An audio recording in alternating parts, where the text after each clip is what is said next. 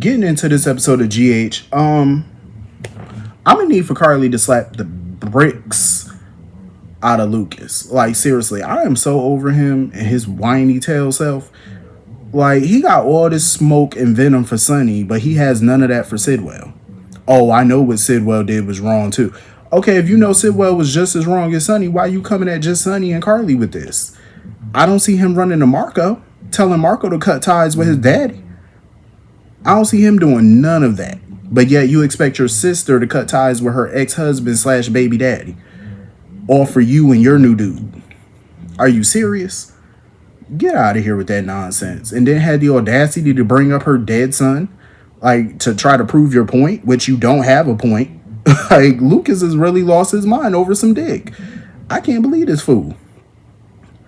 Like, I know, some good pussy, some good dick, it'll drive you crazy. I know it will. I know. But I didn't think it'd make you that stupid.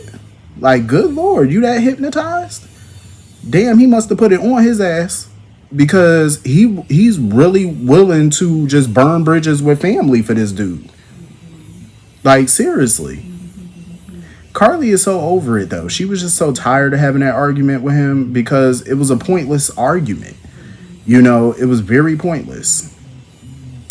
And even Sonny, when he came to Carly, he basically told her, he was like, listen, I'll keep my distance from you because I don't want, to come in between you and your brother. Carly was like, no. She was like, no, because I agree with her. What's the point in them keeping their distance? Everybody in the world know they were married 11 million times. They got kids together, grandkids together. What is the point of keeping distance? What's the point of that? There's no point. It's useless. Lucas sees everything as black and white because Lucas sees things his way. He's so up Marco's ass, he can't see nothing else. He could taste what that boy had for breakfast. That's how far up his behind he is. Like, I know you be eating the booty like groceries and shit, but come on now. You need to get in a better headspace here and think. Like, you got all this venom for Sonny, but you have none of this for Sidwell. It's ridiculous. Even when he went to go see Marco, here he go with these little weak, lame threats to Sonny. Oh, if you touch Marco again, I'll go to the police. Didn't you do that already? What was the outcome? Sonny's still walking free. So what was the outcome of that?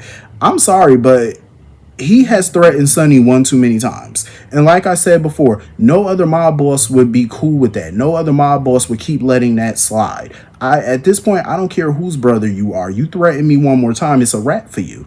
I'm going to send some dudes and they're going to beat your ass to send a message. I don't care. Carly could get mad about it, but guess what? She only going to be mad about it for about 5-10 minutes.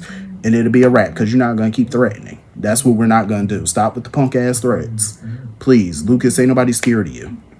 Nobody's afraid of your threats. Your threats, they're corny. But yeah, Carly basically was like, Sonny and Lucas are both driving her nuts at this point. Not Lucas, but Marco was pretty much giving Sonny a false sense that they're good.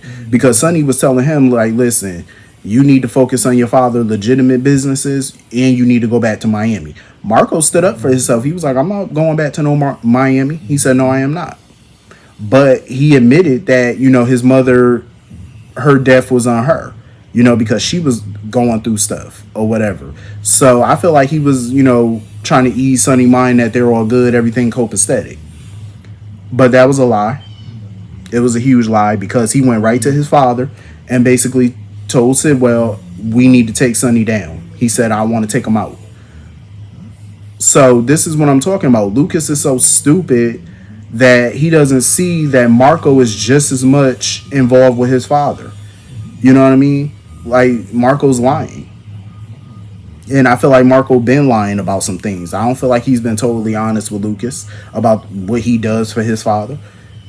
I wouldn't be surprised if he is somewhat involved in the shady dealings that his father has. I wouldn't be shocked by that because Lucas is a damn hypocrite. He wants to sit here and have all this smoke for Sonny, but yet, do you not know all the stuff Sidwell has done?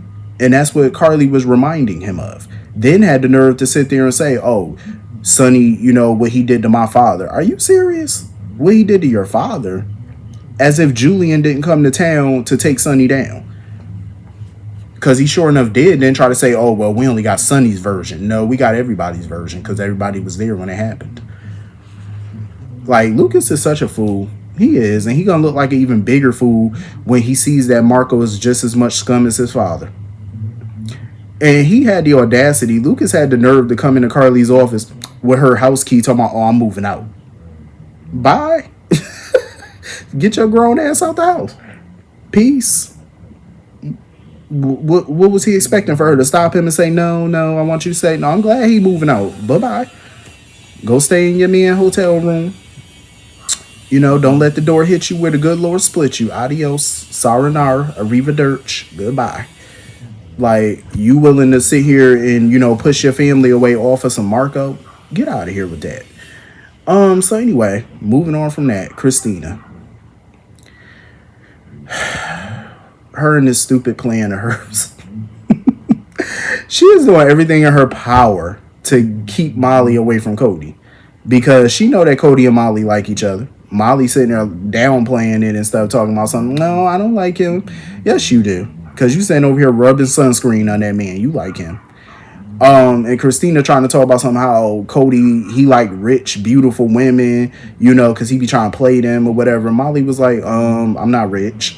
She was like, I'm a civil servant. I'm like, right? She's a whole ADA. What money Molly got?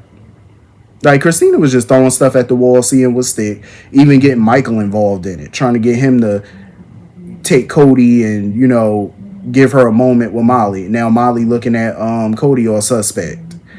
This whole plan is so stupid. Like, Christina really think this plan is gonna work. More power to her. Then, her and Michael talking about the Willow situation because it's her wedding day. And she talking about, oh, I kind of feel bad for Willow because, when she come to her senses and realize that she threw a good man away. I will never in my existence feel bad for Willow. Ever in my life. Ever. Willow is just as dumb. Speaking of Willow, we get to the stupid wedding. Obrecht, I love her because she's brutally honest. Like, she walked right up to Drew and was like, how could you, take the naive Willow away from her husband? Liz had to pull her away. I said, no, Liz, let her say what she got to say. Talking about, oh, you upsetting Drew. I wouldn't give a damn if I upset Drew. I wouldn't care who upset him. I'm glad Obrecht said what she said. I am so glad she did. Because somebody had to say it. What he did was foul. And I love how she ain't got no filter. So, of course, Ava, she is not thrilled to see Rick, fawning all over Liz again, talking about having a dance at the reception. And I agree with Rick, though. I feel like the only reason Drew invited him to that wedding because they needed people. Because they are not a popular couple. Nobody likes them. So they were fearful that nobody was going to be at that wedding. So they were inviting whoever was decent to them. That's it. That's all they were doing. But yeah, fawning all over Liz. And Ava was not amused. She really wasn't. She wasn't happy about that.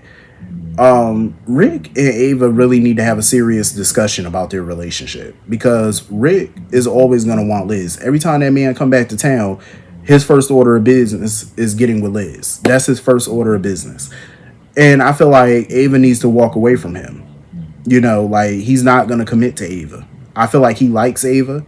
He's attracted to Ava, obviously. But as long as Liz is around, that's where his focus is going to be. And I feel like Ava shouldn't waste her time with that. Even though I like her and Rick, don't waste your time. Don't be a third wheel. So Ava sitting there talking to Alexis, talking about, oh, we need to meet in your office next week. I'm like, Ava, don't try to get no more money out this lady. You got your divorce settlement back. Don't try to fleece this lady for no more coins. Please don't. I swear to God, Ava and Obrecht, though, when they were talking, that's the friendship I didn't think I needed. Because I actually like the vibe between Ava and Obrecht. That could be a good friend combination.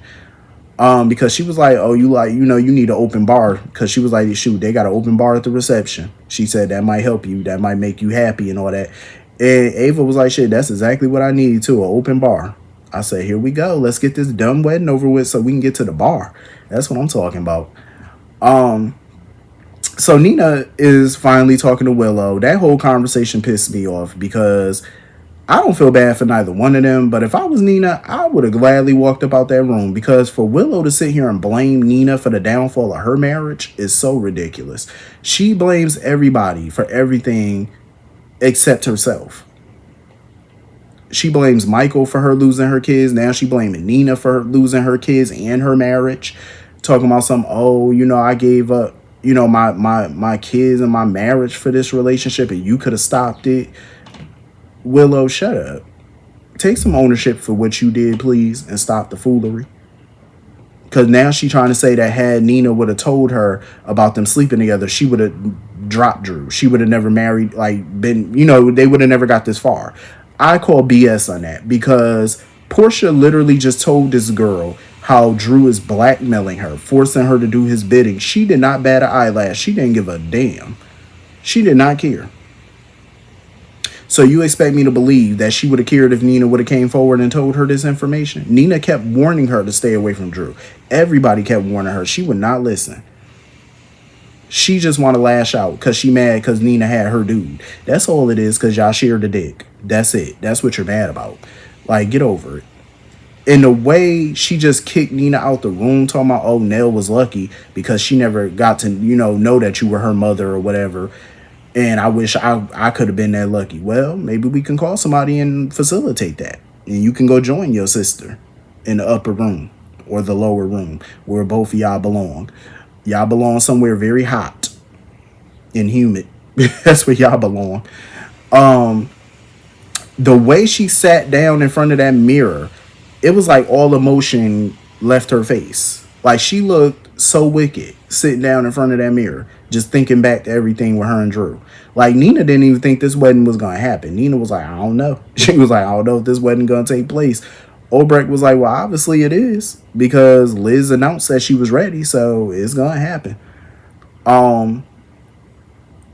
I got a feeling that it's not going to go the way people think it's going to go. I got a feeling it's going to be some shenanigans at that altar. It's definitely going to be some mess. And I'm here for it. Oh, I'm here for it, because I'm happy for Drew and Willow to go at it. Because I hope she do confront him about it. Let's see what manipulation he come up with next. That's what I want to see. Lucy was really trying to get Sidwell to come to that wedding. Lucy said, forget that. She need a date.